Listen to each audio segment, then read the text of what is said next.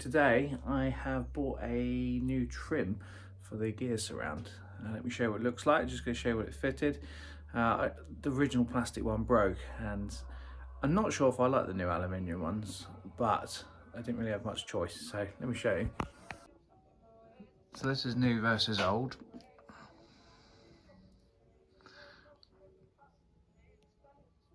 It is a nice bit of kit. I think it's aluminium. I should read the instructions really. It's quite heavy.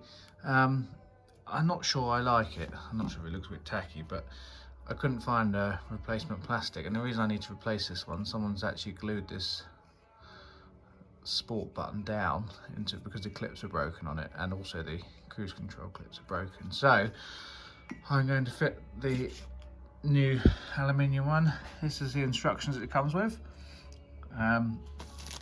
Comes with a little bracket to hold the buttons in place rather than the clips. So I'll put those in, and this is what it looks like without the surround at the moment. So I'd imagine I have to undo these 4 screws here. They come with new ones because I guess they're going to have to be longer, and then I get it plugged in. Right, hopefully my arm's not too much in the way. Let's unscrew these.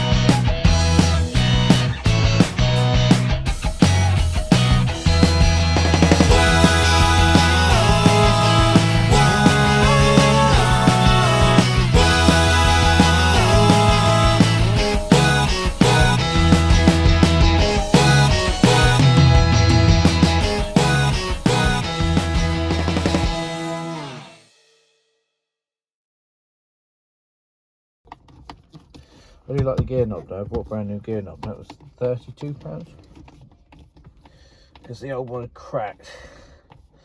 Again, I've seen people with the silver but clocks on the top, which is interesting, but I like the wood.